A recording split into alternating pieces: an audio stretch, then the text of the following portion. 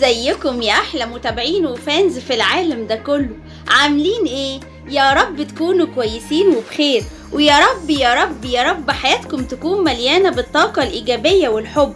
النهاردة معانا أكلة كلنا بنعشقها وبنموت فيها من كل بلاد الدنيا. معانا كبدة اسكندراني بالدقة بتاعتها المشطشطة الحامية اللي تفتح النفس، ومعاها طبقة بطاطس مقلية وشوية سلطة. هقولها لكم كلها ازاي تعمل الكبدة الاسكندراني من اول تتبيلتها لحد ما تعملها سندوتشات او تغمسها بودن القطة. هقولها لكم كل تكاتها وحركاتها من مطبخ مارجو، بس بعد الانترو. انزل يا ابني بالانترو.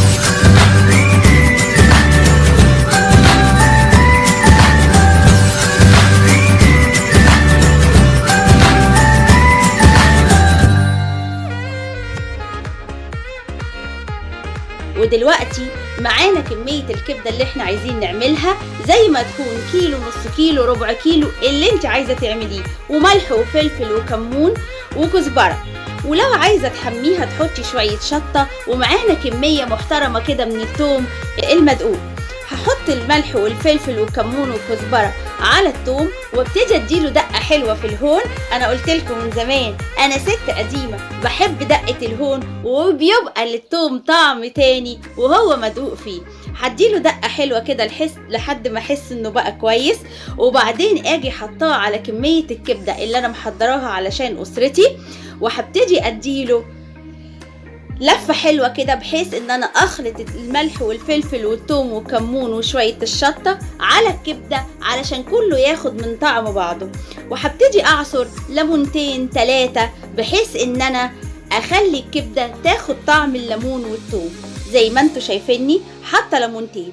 وطبعا ممكن كمان انتي ورغبتك وعلى حسب محبة اسرتك تحطي قد 3-4 معالق على حسب برضو كمية الكبدة من الخل، وبتديله تقليبة حلوة وبتسيبيه لحد ما تجهزي. بس ما بتسيبيش الكبدة كتير في التتبيلة لانها ممكن تتهرب. طبعا خلصت عصر الليمون وحطيت كمية من الخل على الكبدة واديتها تقليبة حلوة وسبتها على جنب. ابتديت جبت كمية من الفلفل برضو زي ما اسرتي بتحب. ممكن اجيب كله فلفل اخضر بس، وممكن اجيب معاهم قرنين فلفل حامين زي ما كل واحدة عارفة اسرتها بتحب ايه. هل اسرتي بتحب الحامي او ما بتحبوش؟ لو في اطفال صغيرة اخد بالي، بس هي طبعا الكبدة بتطلع تحفة لما بتبقى حامية. هسيبها شوية في التلاجة لحد ما اوضب لها الحاجة علشان اعملها. هبتدي امسك الفلفل بعد ما غسلته ونشفته، هبتدي اقطعه حتت، ولا هي كبيرة ولا صغيرة. وعلى فكرة ما تقطعيش الفلفل حتت صغيرة بزيادة، لان بيتقال ان كل ما الحاجة اتقطعت بشكل اصغر كل ما فقدت كمية من الفيتامينز بتاعها. طبعا خليكم معايا في الفيديو، ما تسيبينيش ولا تروحي هنا ولا هنا لحد ما اخلص تقطيع الفلفل بتاع الكبدة. معايا قرن شطة حامي بس هحطه علشان يديلها طعم، كمية من الزيت، وطبعا زيت نضيف مش من بتاع التموين، واحطه على النار لحد ما شوية كده احس انه سخن، وهبتدي انزل بكل كمية الفلفل اللي انا قطعتها. انا مستنية دلوقتي الزيت يسخن حبة علشان ادبل الفلفل يدوبك بس فيه كده. نزلت بالفلفل على الزيت وابتديت اسيبه طبعا ايدي فيه علشان لونه بس يدبل. قبل ما يدبل قوي هبتدي اطلع الكبدة بتاعتي من التلاجة اللي كنت متبلاها. طبعا ريحة الفلفل وهو على النار حاجة جميلة تحفة. اي حاجة بيتحط عليها الفلفل بيخلي طعمها يجنن. وطبعا كلكم عارفين ان الفلفل عبارة عن عناصر غذائية كاملة متكاملة، في فيتامينات واملاح معدنية، بالاخص فيتامين سي يعني بيقوي جهاز المناعة. طبعا مع الكبدة مليانة بفيتامينات وبتمنع الانيميا. تعتبر وجبة كاملة متكاملة جميلة جنب شوية بطاطس بومفريت وحبة سلطة. زي ما انتوا شايفين لون الفلفل معايا ابتدى يدبل سنة. شايفين خضاره حلو ازاي؟ الخضار كل ما بيكون طازة كل ما بيكون احلى. طلعت الكبدة من التلاجة بتاعتي بعد ما قعدت شوية في التتبيلة بتاعتها، وابتديت انزل بيها فوق الفلفل. اسيبها شوية لمدة 3-4 دقايق علشان ما تتهريش معايا وتبتدي تخش في السوا ودمها يروح، لاني دلوقتي لو قلبتها وهي بالمنظر ده هتتهرى. زي ما انتوا شايفيني استنيت شوية وابتديت اقلب كبدة كلها عشان تاخد طعم الفلفل.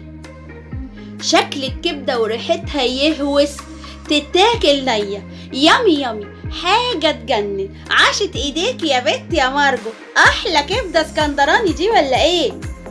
طبعا الكبدة لو قعدتي عليها اكتر من 5 دقايق في التسوية او 6 دقايق بتجلد معاكي. احنا جايبينها كبدة بلدي وجميلة ما بتاخدش سوا نهائي. بصوا شكلها استوى ازاي، ريحتها تجنن. انا عايزة رغيف عيش وودن قطة واغمس.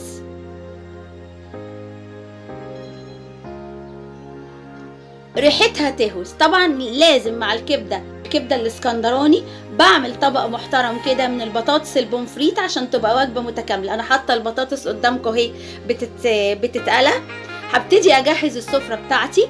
طلعت البطاطس على مناديل مطبخ كلينكس علشان يشرب الزيت بتاعها، لان الزيت بتاعها مش صح. وطبعا البطاطس زي ما انتوا عارفين مش لازم تطلع غامقة، انا مطلعاها فاتحة وحلوة لان النشويات بتتفاعل مع الزيوت، اكتر من كده بتسبب ضرر للبني ادم. طلعتها وابتديت اسخن كبدتي حلو جدا واغرفها في الاطباق وارصها على السفرة. وزي ما انتوا شايفين العين بتاكل قبل البق. سخنت الكبدة وهبتدي اغرفها في الاطباق على عدد اسرتي. طبعا كلكم عارفين ان احنا 3 انفار. هغرفها واحطها على السفرة بشكل مشهي جدا. حيلة وشميتوا الريحة، انا جوعت يا ناس، عايزة اروح اكل. هقفل الفيديو اوام واكل. دلوقتي زي ما انتوا شايفيني غرفت ال3 اطباق وحطيتهم على السفرة جنب طبق البطاطس، وقطعت طبق سلطة عبارة عن طماطم ومعصور عليها شوية ليمون. لازم تعصري على الكبدة ليمون لان معروف ان ما بيحصلش امتصاص للحاجات اللي فيها حديد الا لما يكون معاها ان شاء الله عصرة ليمونة واحدة. زي ما انتوا شايفيني رصيت السفرة، شكلها يجنن، مشهي جدا، يامي يامي. عاشت ايديك يا بت يا مارجو، احلى كبدة اسكندراني دي ولا ايه؟ اللي عاوز يجي ياكل يتفضل معايا. ودلوقتي بعد ما عملت معاكم الكبدة الاسكندراني مع شوية البطاطس البومفريت وشوية السلطة دول وهم وجبة كاملة متكاملة، قوليلي ايه رأيك وانتي بتتابعيني من انهي بلد؟ هل عجبتك الكبدة دي وجربتيها ولا لأ؟ عاشت ايديك يا بت يا مارجو ولا ما ينفعش تكوني شيف مارجو من الاصل؟ تابعيني واديني كومنت حلو واكتبيلي لايك، واستنيني في الفيديو الجاي مع احلى وجبات من مطبخ مارجو. حتى لو كنتي عروسة حديثة هتتعلمي معايا وهتاكلي انتي وجوزك احلى اكل من مطبخي. تابعيني في الطبخة الجاية من مطبخ مارجو. بحبكم كلكم. باي باي.